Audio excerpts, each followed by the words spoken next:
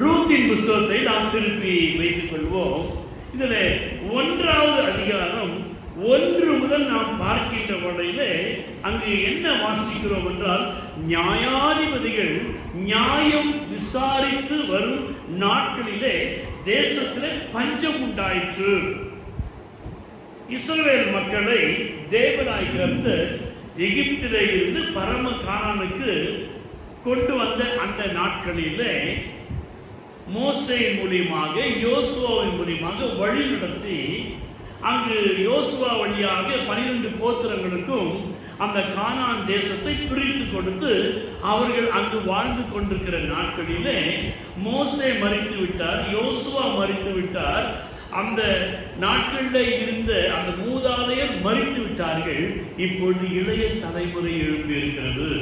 இந்த இளைய தலைமுறையானது அவர்களுக்கு இந்த முற்பிதாக்களுடைய நாட்களிலே தேவனாய் கர்த்தர் செய்த காரியங்களை அவர்கள் சின்ன வயதில் பார்த்திருக்கிறார்கள், கேட்டிருக்கிறார்கள். ஆனால் இவர்கள் வளர வளர அவைகளை மறந்தவர்களாக தேவனாய் கர்த்தரை யெகோவாவை விட்டு சோரம் போகிறார்கள். அந்நிய தேவதைகளை வணங்கவும் விக்கிரகங்களை வழிபடவும் தேவனுடைய காரியங்களை நியாயப்பிரமாண காரியங்களிலிருந்து விலகி இருக்கும்படியான அந்த நாட்களிலே தேவனாய் கர்த்தரை மறந்தபடினாலே தேவனாய் கர்த்தர் என்ன செய்கிறார்? அந்த ஜனங்களை அடிமையுடைய கரங்களிலே அவர் ஒப்பு கொடுக்கவில்லை. இவர்கள் தவறான பாதையிலே நடந்து சென்றபடியினாலே அடிமையுடைய கரத்திலே ஒப்பு கொடுக்கப்படுகிறார்கள். இன்றைக்கு நம்முடைய வாழ்க்கையிலும் கூட நாமும் கர்த்தருடைய சத்தியத்தை விட்டு, சபையினுடைய இந்த ஆளுகையை விட்டு, குடும்பத்தினுடைய அந்த ஐக்கியத்தை விட்டு நாம் தனிப்பட்ட விதத்திலே நாம் ஒதுங்குகின்ற வேளையிலே அங்கே என்ன ஏற்படுகிறது? உலக பிரகாரமான பிசாசானவன் கர்ஜிக்கிற சிங்கத்தை போல எவனை அங்க போய் நாம் மாட்டிக்கொள்ளுகின்றோம். இப்படித்தான் அந்த நியாயாதிபதிகள் அப்பொழுது அவர்கள் முறையிடுகிறார்களா? முறையிடுகின்ற வகையிலே தேவனாய் கர்த்தர் கேட்டு அவருக்கு நியாயம் விசாரிக்கும்படியாக நியாயாதிபதிகளை ஏற்படுத்தினார் என்று வாசிக்கிறோம். அதைத்தான் நியாயாதிபதி புத்தகத்திலே நாம் பார்க்கலாம். இப்படியாக நியாயாதிபதிகள் நியாயம் விசாரித்து வரும் நாட்களிலே அந்த தேசத்திலே பஞ்சம் உண்டாயிற்று. பஞ்சம் உண்டான உடனே ஜனங்கள் யாரிடத்திலே போவார்கள்? நியாயாதிபதியிடத்திலே போவார்கள். மோசேயின் காலத்திலே மோசேயுடைய மாமனாராகிய எத்ரோ அந்த நாட்களிலே ஒரு சில ஆலோசனைகளை தருகிறார்.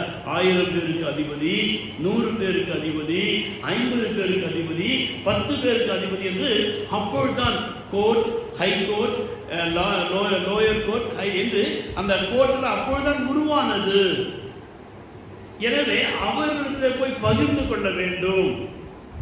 ஆவிக்குரிய காரியங்களை தலைமை தத்துவத்திலும், உலக பிரகாரமான குடும்ப சண்டைகள் மற்ற காரியங்களை நியாயாதிபதிக்கு போய் பகிர்ந்து கொள்ள வேண்டும். அதுதான் பழைய ஏற்பாட்டில் இருந்து வந்த ஒரு ஒழுங்காக இருக்கிறது. எனவே இந்த பிரச்சனை என்ன? அங்கு பஞ்சம் ஏற்பட்டு விட்டது. இவர்கள் மத்தியிலே பெத்லகேம் ஊரானாகிய ஒரு மனுஷன் தன் மனைவியோடும் 2 குமாரோடும் மோவாப் தேசத்திலே போய் சஞ்சரித்தார் என்று வாசிக்கின்றோம். அந்த மனுஷனுடைய பேர் என்னங்க? எலிமலேக். அந்த எலிமலேக் என்று சொல்லக்கூடிய இந்த மனுஷனுடைய வாழ்க்கையிலே பார்க்கின்ற வகையிலே எலிமலேக் அவன் தன்னுடைய குடும்பத்தை அவன் நடத்தவில்லை, அவருடைய மனைவி நடத்தி கொண்டிருக்கிறாள். இன்னைக்கு அநேக குடும்பங்களிலே புருஷன் குடும்பத்தை நடத்துவதல்ல, மனைவி தான் நடத்தி கொண்டிருக்கிறார்கள். சில இடங்களிலே நல்லது, ஆனால் எல்லா இடங்களிலும் நல்லதல்ல. இவள் என்ன செய்கிறாள்? தன்னுடைய பிள்ளைகளையும் புருஷனையும், ஐயோ இங்கே சாப்பாடு இல்லை, இங்கே இதுக்கு வழி இல்லை, அதுக்கு வழி இல்லை, நம்ம மோவாப் தேசத்திற்கு சென்று விடுவோம் என்று சொல்லி அவர்கள் மோவாப் தேசத்திற்கு போய் சஞ்சரிக்கிறார்கள்.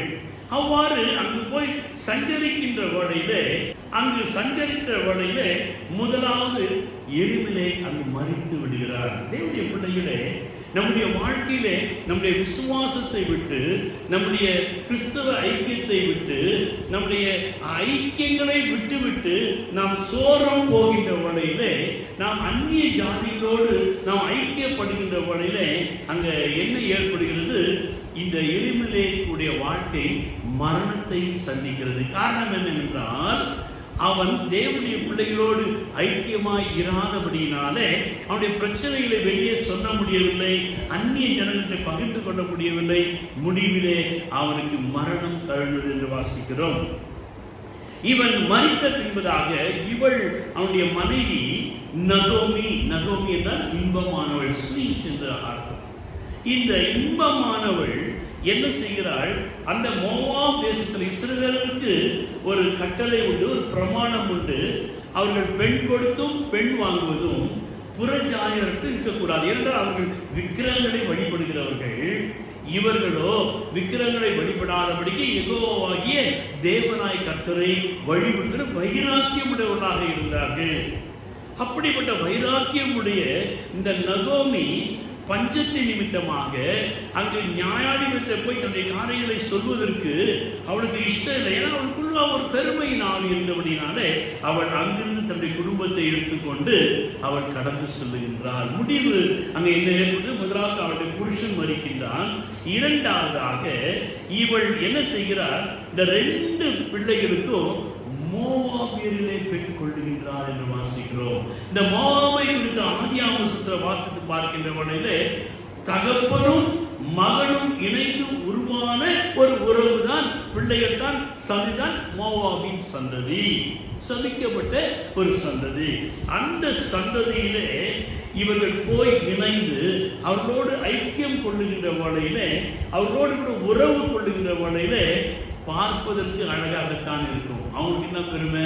ஆஹா, நாங்கள் இஸ்ரவேல் ஜனத்தில் எங்கள் வீட்டில் நாங்கள் பெண் எடுத்தாங்க, நாங்கள் பெண் கொண்டோம் என்று அவர்களுக்கு பெருமை. ஆனால் இவள் என்ன செய்தாள்? அந்த இஸ்ரவேலோடு இருப்பதை விட்டுவிட்டு அவள் தனிமையை விரும்பினபடினாலே பிரச்சனை உண்டு, பஞ்சம் உண்டு, போராட்டம் உண்டு. ஆனால் தேவனுடைய பிள்ளைகளே, நாம் இஸ்ரவேலோடு கூட இணைந்திருக்க வேண்டும், விசுவாசிகளோடு கூட இணைந்திருக்க வேண்டும், விசுவாச பாதையிலே நாம் வளர கற்றுக்கொள்ள வேண்டும். ஆனால் இவளோ அங்கு அவர்கள் மத்தியிலே பெண் எடுத்தார் என்று வாசிக்கிறோம். ஒருத்தி பேர் ஓர்பாள், மற்றொரு பேர் ரூத் என்று வாசிக்கிறோம். இந்த 2 பேரோடு கூட இவர்கள் வாசம் செய்கின்ற வேளையிலே கிட்டத்தட்ட 10 ஆண்டுகள் அந்த குடும்பங்கள் அங்க ரொம்ப சந்தோஷமா இருக்கிறார்கள். ஏன்னா இவன் இஸ்ரவேல், நாங்க பெரிய ஜாதி, நாங்க உயர்ந்த ஜாதி என்று தன்னுடைய பெருமையை அங்கு காண்பிக்கின்றாள். ஆனால் முடிவு என்ன? அவருடைய பிள்ளைகளும் மறித்து விடுகிறார்கள்.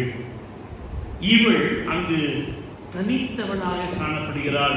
நகோமி என்றால் இன்பமானவள். இந்த அழகான இந்த ஆண் பிள்ளைகளோடு கூட அவள் கணவனோடு கூட அந்த பெத்லகேமை விட்டு, அந்த எருசலேமை விட்டு, இந்த அப்பத்தின் வீட்டை விட்டு அவள் எங்க வருகின்றாள்? சபிக்கப்பட்ட இடத்துக்கு வருகின்றாள். சின்ன பிரச்சனைனா இன்னைக்கு அநேகர் ஓடிவிட விரும்புகிறார்கள். நீதிமொழிகள் 18ஆம் அதிகாரம் 1ஆம் வசனம் வாசித்து பாருங்க. பிரிந்து போகிறவன் தன் இச்சையின்படி செய்ய பார்க்கிறான், எல்லா ஞானத்திலும் தலையிட்டுக் கொள்கிறார் என்று வாசிக்கிறோம். உங்களுக்கு ஏதாவது பிரச்சனைகள் வரும் என்றால் அங்கு பிரிந்து போகும்படியாய், சுய இஷ்டமாய் ஓடும்படியாய், நான் போவேன், நான் வருவேன், என்னை யாரும் கேட்க முடியாது என்கிற ஒரு சுவாபத்திலே நாம் வளருவோம் என்றால் அதனுடைய முடிவு இந்த நகோமியின் குடும்பத்தினுடைய முடிவுதான். இருக்கின்ற ஒவ்வொன்றாக நம்மை விட்டு விலகிவிடும். நாம் ஆசீர்வாதங்களை நாம் சேர்க்கிறவர்களாக இராதபடிக்கு ஆசீர்வாதங்கள் நம்மை விட்டு விலகி சென்று நாம் சபிக்கப்பட்ட மோவாபோடு கூட இணைக்கப்பட்டபடினாலே இப்படிப்பட்ட காரியத்துக்குள்ளாக கடந்து செல்வோம். இந்த சூழ்நிலையிலே இவள் அங்கு அவள் அந்த இடத்திலே இருந்து மிகவும் வேதனைப்படுகின்ற வேளையிலே நகோமி ரிட்டர்ன் டு தி பெத்லகேம், அவள் திரும்பினாள் என்று வாசிக்கிறோம். பெத்லகேமிற்கு திரும்பி வந்தாள். எந்த சூழ்நிலை திரும்பி வந்தால்? 1ஆம் அதிகாரம் 6ஆம் வசனம் வாசிப்போம். ரூத் 1:6. கர்த்தர் தம்முடைய ஜனங்களை சந்தித்து அவர்களுக்கு ஆகாரம் மகிழ்ந்தார் என்று அவள் மோவாப் தேசத்திலே கேள்விப்பட்டு தன் மருமக்களோடு கூட மோவாப் தேசத்திலிருந்து திரும்பி வரும்படி அறிவித்தார். ஆமென், அல்லேலூயா. அங்கு அவள் என்ன செய்கிறாளா? இருக்கிறது எங்கங்க? மோவாபுல, சபிக்கப்பட்ட இடத்துல. ஆனா அவருடைய சிந்தனை எங்க இருக்குது? ஐயோ என் சபை, என்னுடைய ஜனங்கள். சங்கீதக்காரன் வாசிக்கின்றவர்களே, நான் வாலிப வயதிலே நான் ஆலயத்துக்கு சென்று வருவேனே என்று அவன் யோசிக்கிறான். அதை போல இவள் அங்கு சபிக்கப்பட்ட இடத்துல இருந்து கொண்டு எப்பொழுது அவனுக்கு சிந்தனை இருக்குது, பார்வை இருக்குது. எங்க ஊரு, எங்க ஜனங்க போய் ஜோப் பண்ணிட்டு இருப்பாங்க, பலி செலுத்திட்டு இருப்பாங்க. இன்னைக்கு இந்த நாள், இன்னைக்கு சாபாத் டே, இன்னைக்கு அந்த நாள் என்று சொல்லி அவளுடைய சிந்தனை முழுதுமாக இஸ்ரவேலை நோக்கித்தான் இருந்தது. எனவே அந்த சூழ்நிலையில அவள் என்ன செய்யறாளா? கேள்விப்படுகிறாள். She heard the Lord visited his people and given food. தன்னுடைய ஜனங்களை சந்தித்து அவளுக்கு ஆகாரம் அருளினார் என்று கேள்விப்பட்டாள். இரண்டாவதாக அதே 1ஆம் அதிகாரம் 7வது வசனம் வாசிக்கின்ற வேளையிலே அவள் யூதாவிற்கு திரும்பி வந்தாள். நகோமி returned to Judah. ஜுடா என்றால் praising tower. அங்கு துதிக்கிற ஜனங்கள் மத்தியிலே, அங்கு மோவாபிலே இருந்து அந்த ஸ்தலத்தை விட்டு இங்கு வந்தால். இரண்டாவது நாம் பார்க்க போகிறோம். மூன்றாவதாக 1:22 நகோமி returned with Ruth at the beginning of the barley harvest.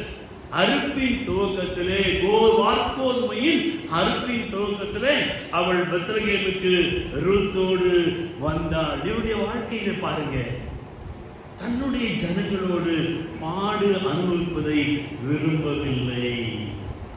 பிரச்சனை எல்லாருக்கும் வருங்க. பிரச்சனை நம்ம நினைச்சுக்கிட்டோம் எனக்கு தான் பிரச்சனை என்று சொல்லி இல்லை, எல்லாருக்கும் பிரச்சனை உண்டு. ஆனால் பிரச்சனைகள் மத்தியிலே நாம் தேவனுடைய சமூகத்தில் வந்து கூடுகிறோமே, இது பெரிய ஒரு மகிமை. ஏன்னா நம்முடைய விசுவாசத்தை நாம் வெளிப்படுத்துகின்றோம். என் மனைவி சனிக்கிழமை இறந்துட்டாங்க. எல்லாரும் யோசிக்கிறாங்க, ஞாயிற்றுக்கிழமை ஆராதனை இருக்குமா இருக்காதான்னு சொல்லி. நைட்டெல்லாம் பாட்டு பாடிட்டு இருந்தாங்க. காலையில் ஒருத்தரை அங்கேயே போடுங்கடா, அவ ஒரு சைடில் கலங்கட்டும், நம்ம ஒரு சைடில் ஆண்டவரை ஆராதிப்போம் என்று சொல்லி அங்கேயே ஆராதனை நடத்தினோம். மரித்தோர் தங்கள் மரித்தோரை அடக்க பண்ணட்டும், நீ என்னை பின்பற்றி வா என்று வாசிக்கிறோம்.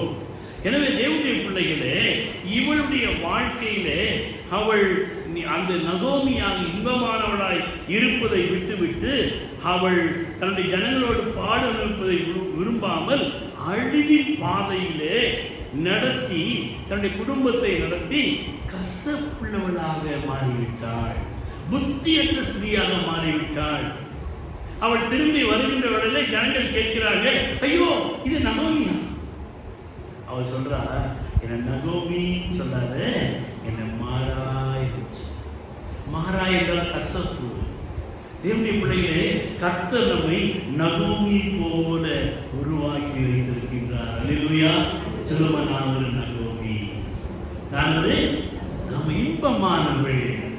நீங்க உங்களை இன்பமானவளாக யோசிக்கணும்.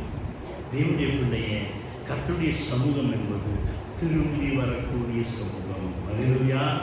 இந்த நகோமி எல்லாவற்றையும் இழந்து தனித்தவளான காரணம் என்ன? She left from the people. அவள் தன்னுடைய ஜனங்களை, தன்னுடைய ஜனங்களோடு கூட இருந்து பாடு அனுபவிப்பதை அவள் விரும்பவில்லை. எனவே she flee away. அவள் பறந்து போனாள், தன்னுடைய குடும்பத்தோட ஓடி போனாள். ஏங்க சர்ச்சுக்கு வரல? சீட்டுக்கு போனேன், கடன் வாங்க போனேன். ஒருத்தர் என்ன செஞ்சானா, ஞாயிற்றுக்கிழமை அவன் சர்ச்சைக்கு கிளம்பி போகிற வழியில் அவனுக்கு அவன் கொண்டாட்டி சொல்ல ஞாபகம், யோ இன்னைக்கு சீட்டு, இன்னைக்கு பார்த்தான். சரி நேரம் நம்ம போயிடுவோம், சீட்டு எடுக்க போயிடுவோம்னு சொல்லிட்டு இவர் கிளம்பிட்டார். இப்போ தான் ரோடெலாம் நல்லா இருந்தப்போ அந்த கிராம பகுதியில் காட்டு வழியாக போகின்ற வழியில் இவர் போய்கொண்டிருக்கிற வழியில் திடீர்னு மேலேருந்து 4 பேர் கீழே குதிச்சாங்க. திருடன் அடி வாங்கிட்டு அவன்கிட்ட பார்த்தா என்ன இல்லைங்க, காசு ஒன்றும் இல்லை. ஒருத்தன் கேட்கலாம், கையில் என்ன இருக்குது? அவங்க கையில் பைபிள் இருக்குது. என்ன இருக்குது? நீ கிறிஸ்தவனா? ஆமாம், கிறிஸ்தவ. இமானுவேல் பேரு கிறிஸ்தவ இன்னொரு பலாரம் விட்டான். ஞாயிற்றுக்கிழமை சர்ச்சுக்கு போகாம சீட்டுக்கு போற எங்க சீட்டு காசு போற இன்னொரு விட்டான். சண்டேல சர்ச்சுக்கு வாங்க 2 மணி நேரம் உன்னால உட்கார முடியல. ஊரை சுத்தி மற்ற நாள் சுத்துற ஞாயிற்றுக்கிழமை சர்ச்சுக்கு நாளா என் ஒய்ஃப் பேர் தெரியுமா? பியூலா. என் ஒய்ஃப் பேர் நாங்கள் கிறிஸ்தவம்.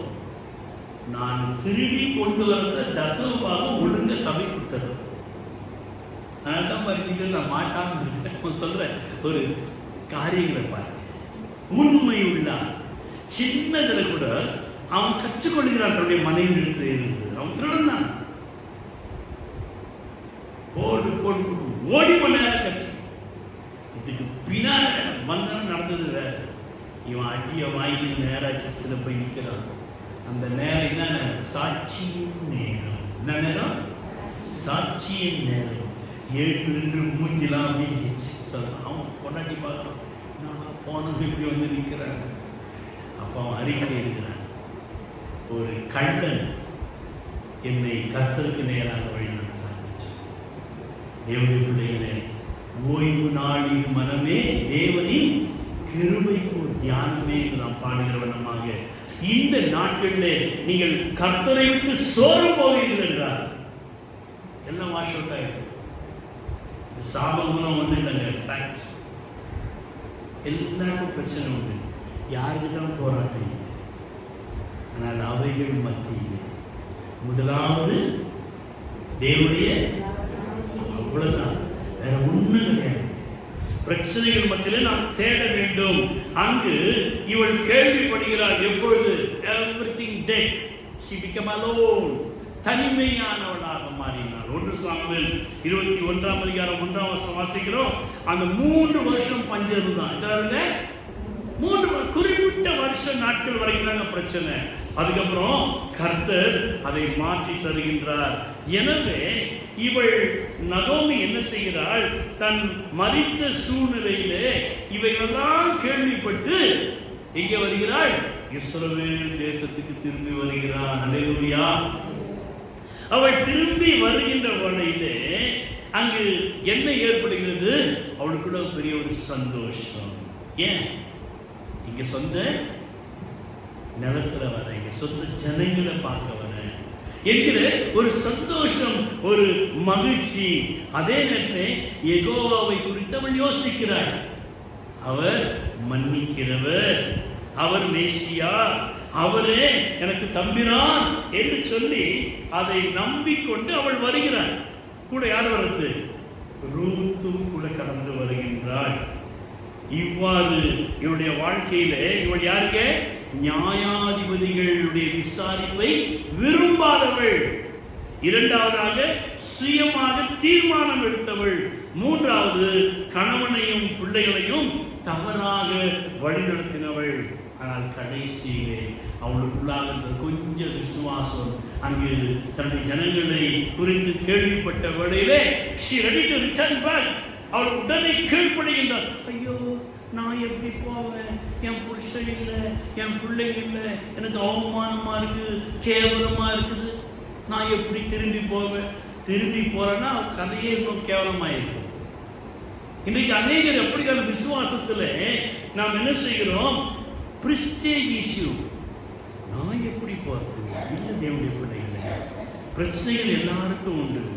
எல்லாரும் போராட்டத்தின் மத்தியில் இருக்கிறோம். எல்லாருக்கும் அந்த பெருமை அகந்தையின் ஆவி உண்டு. நம்ம அதை அடிபடுகிறோம். ஆனால் நம்மை தாழ்த்த வேண்டும். அவள் திரும்பி வருகின்ற வேளையிலே அவள் பாடுகிறாள். நம்பி வந்தேன் மேசையா, நான் நம்பி வந்தேனே, திவ்ய சரணம் சரணம் சரணம் ஐயா, நம்பி வந்தேனே.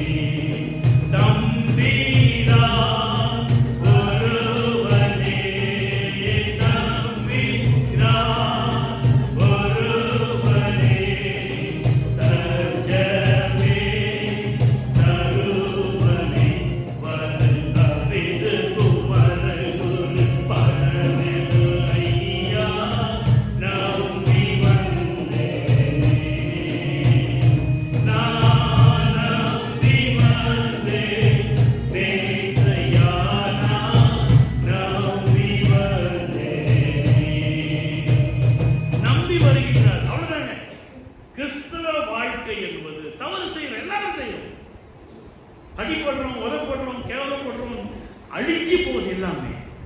நான் யாருக்கு விட்டேன், உன்னை தாழ்த்தி திரும்பி வர வேண்டும். அதுதான் கர்த்தர் நம்மளுக்கு எதிர்பார்க்க. அநேகருடைய வாழ்க்கை ஓர்பாலை போல மாறி விடுகிறது. 10 வருஷம் both are learned through the Naomi. அவள் அநேக காரியங்களை தன்னுடைய மருமகளுக்கு கற்றுக் கொடுத்திருப்பாள். யெகோவாகிய தேவன் எப்படிப்பட்டவர், என்னுடைய ஜனங்கள் எப்படிப்பட்டவர்கள், நாங்கள் எப்படிப்பட்டவர்கள் என்று அவளுடைய நடை பாவனைகளை இந்த 2 மருமகளும் பார்த்து கற்றறிந்திருப்பார்கள். ஆனால் ஓர்பாள் ஓடி போனாள். விசுவாசத்தை விட்டு தேவனுடைய ஜனங்களோடு சேர்ந்திருப்பதை விட்டு அவளுக்கு எப்போதுமே கண்டுங்க, அம்மா வீடு அம்மா வீடு அம்மா வீடு. கல்யாணம் ஆயிடுச்சுன்னா எதை மறந்துடணும்? இன்னைக்கு சங்கீத வாசிங்கள ராஜஸ்திரியே எதை மறந்துறான்? உன் தகப்பன் வீட்டை மறந்து. எதை மறந்துமா? ஒருத்தி என்ன செஞ்சாதான் கல்யாணம் ஆயிடுச்சு, 1 வருஷம் தான் ஆச்சு. எவ்வளோ ஆச்சு? அவன் சொன்னாமா இன்னைக்கு உங்க வீட்டுக்கு போகலாமா அப்படின்னு சொன்னா அவளுக்கு ரொம்ப சந்தோஷம். கண்டு தண்ணி தான் இருந்துச்சு. என்னாடி? இல்லைப்போ நீங்க எங்க வீட்டுக்கு போறேன்ல. எங்க போறா? 10 முறை சொல்றா. யார் வீடு? அப்போ புருஷ வீடு தான் வீடு. பொம்பளைங்க புத்தியே விட்டான், போயிட்டான். இவனுக்கு ரொம்ப சந்தோஷம். எல்லாம் வாங்கி போயிட்டாங்க, எல்லாம் கொடுத்தாச்சு, வாங்கியாச்சு, கொண்டாச்சு. அங்க போனோடனே தங்கச்சியை பார்க்கணும். நாடி எப்படி இருக்கே? நல்லா இருக்கு. சரி, என் ரூம்ல அந்த பீரோல ஏன்னா ஒரு ரூம் அதெல்லாம் எப்போ போச்சு? 10 ரூம் வந்துப்பா தூக்கி வாரி போயிடுச்சு. தம்பி வந்தான். ஹலோ அக்கா, தோத்துறக்கா, வாங்கக்கா, உட்காருக்கா. இல்லைங்கக்கா. என்னடா இது வாடி போடினுவன், வாங்க போங்கன்ற. இல்லைக்கா, அப்போ கல்யாணம் ஆயிடுச்சு. ஆமாப்பா, அம்மா அம்மா என்னம்மா வேணும்? இது செய்யலாமா அது செய்யலாமா? செஞ்சு கொடுக்குறேன். கிச்சனுக்கு வர. இல்லை மகா, எங்கேயே புருஷனோட இரு, நான் எல்லாம் செஞ்சு கொடுக்குறேன். தன்னுடைய சொந்த வீட்டிலே அவளுக்கு உறவிலே ஒரு வித்தியாசத்தை உணர்கின்றாள். இது நல்ல குடும்பம். இன்னும் கம்பட்ச குடும்பம் இருக்குத. நானே புருஷன் பண்ணுறானா, மாமியார் எப்படி மொத்தமா என்ன செஞ்சுது? தனியாக வந்து தெருதான் போய் நிற்கிறது. இப்படி ஆலோசனை கொடுக்கிறவங்க உண்டு. கடைசியில் அவர் திரும்பி வந்துட்டு யோசிக்கிறார். புருஷங்கள் சொல்றார், நான் என் வீடுன்னு போனேன், இப்பதான் தெரியுது என் வீடு என் புருஷன் வீடு தான். அல்லேலூயா. சபை தான் நம்முடைய வீடு. சபை தான் நம்முடைய வீடு. எனக்கு புருஷன் இருந்தாலும் சரி, எனக்கு மனைவி இருந்தாலும் சரி, எனக்கு பிள்ளைகள் இருந்தாலும் சரி, I cannot share with them. என்னுடைய பிரச்சனைகளை நான் தனிப்பட்ட விதத்தில் பிரச்சனைகளை I can't share with them. Only I can share with my Lord. என் ஆண்டவரிடத்தில் மாத்திரம் நான் பகிர்ந்து கொள்ள முடியும். எனவே இந்த வீட்டை நீங்கள் குறித்து அற்பமாக எண்ண வேண்டாம். எல்லா வீட்லையும் பிரச்சனை உண்டு, எல்லா வீட்லையும் வியாதி உண்டு. அதுக்காக இதை விட்டு அனுபவிப்பாக்கி இருக்காது. அது உனக்கு நஷ்டத்தை கொடுக்கும். எனவே இவள் 2வது திரும்பி வருகிறாள். எங்க வருகிறாள்? அந்த 1:7 நகோமி இருக்கிறது யூதாவிடத்தில் திரும்பி வருகிறான். யூதா என்று சொல்லுகின்ற வகையில லேயாவுடைய பிள்ளை, கடைசி பிள்ளை லேயா அங்கு பெற்றெடுக்கின்ற வகையில இன்னும் என் மீது என் புருஷன் அன்பாய் இருப்பார்கள். ஆதியாகமம் 29ஆம் அதிகாரம் 35வது வாசிக்கிறோம். அவள் லேயா அவளுக்கு யூதா கர்த்தரை துதிப்பே என்று பெயர் வைக்கிறார். தேவனுடைய பிள்ளைகளே, யோசுவா மரித்த பின்பதாக நியாயாதிபதிகள் 1ஆம் அதிகாரம் 1-2 வசனங்களை வாசிக்கின்ற வகையிலே இஸ்ரவேல் புத்திரர் கர்த்தரை நோக்கி முறையிடுகிறார்கள். கானானியரை எதிர்த்து யுத்தம் பண்ண எங்களுக்கு யார் முதலாவது சொல்ல வேண்டும்? அப்பொழுது கர்த்தர் சொல்கிறார், யூதா எழுந்து புறப்பட கடவுள் என்று சொல்கிறார். அல்லேலூயா. யார் போடுமா? யூதா என்றால் கர்த்தரை துதிப்பேன். சோதனைக்கு பாருங்க, துதி எழுத்தால் அப்படியே துதிக்க மாட்டேங்கிறீங்க. கைக்கு தோத்திரம் பண்ணணும்னா அப்படி ஆத்திரமா பார்க்குறீங்க. கேட்டா இது பித்த கோஸ்ட் இல்லை, எந்த கோஷமும் நீ இருக்காது, ஒரு வேளை தான் சாப்பிட முடியும். அதுக்கப்புறம் நான் தடுச்சேன். நீ ஒரு நல்ல ஒரு விசுவாசியான அநேக ஸ்தோத்திரத்தினாலே கிருபை பெறுகிறது. ஸ்தோத்திர பலி இருக்கிறவன் என்னை மகிமைப்படுத்துகிறான். ஸ்தோத்திரத்தோட கூடிய ஜெபத்தினாலும் வேண்டுனாலும் தேவனுக்கு தெரியப்படுத்துங்கள். அப்பொழுது எல்லாவற்றுக்கும் மேலான தேவ சமாதானம் உங்கள் சிந்தைகளை காத்துக் கொள்ளும்.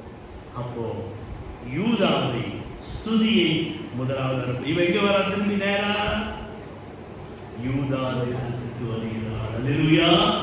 அப்போ நீங்க பிரச்சனையிலிருந்து வெளியே வரணும். எங்க வரணும்? ஸ்தோத்திரத்துக்கு. ஸ்தோத்திர கூட்டம், வீட்டில் ஸ்தோத்திர கூட்டம் வைங்க, ஜெப கூட்டம் வைங்க, ஸ்தோத்திரத்துக்கு பாருங்க. சபையில வந்து கை தூக்கி ஸ்தோத்திரம் பண்ணுங்க. சகோதரிமார்கள் போன்ல ஸ்தோத்திரம் பண்ணி பாருங்க, ஜெபித்து பாருங்க. கொஞ்ச நேரம் வந்து தேவனுடைய சமூகத்தில் வந்து நீங்க அழுது ஸ்தோத்திரித்து பாருங்க. துதி சத்தத்தால் உள்ளம் நிறைந்தால் தூயனுடைய பலன் கிடைக்கும். துதி எடுத்தால். எனவே அவள் எங்கே வந்தாலும் நேராக அங்கு யூதாவுக்கு வந்தாள். அப்போ திரும்புறன்னா வந்து தேவனுடைய சமூகத்தில் முழங்கால் விட்டு கரங்களை விட்டு நாம் கர்த்தரை ஸ்தோத்திரிக்க கற்றுக்கொள்ள வேண்டும். எவ்வளவு நீங்க ஸ்தோத்திரம் பண்ணி பாருங்க. சோதரம் சோதரம் சோதரம் சோதரம் சோதரம் பண்ணி பாருங்க. பிரச்சனைகள் மலை போல இருந்தாலும் அது பனி போல மாறிவிடும். நீங்க ஸ்தோத்திரம் பண்ணனா ரோமர் 1ஆம் அதிகாரம் 22, 23, 24 வசனங்களை வாசிக்கிறோம். அவருடைய இருதயம் இருளடைந்தது. தேவன் 3 காரியங்களுக்கு ஒப்பு கொடுத்தார் என்று வாசிக்கிறோம்.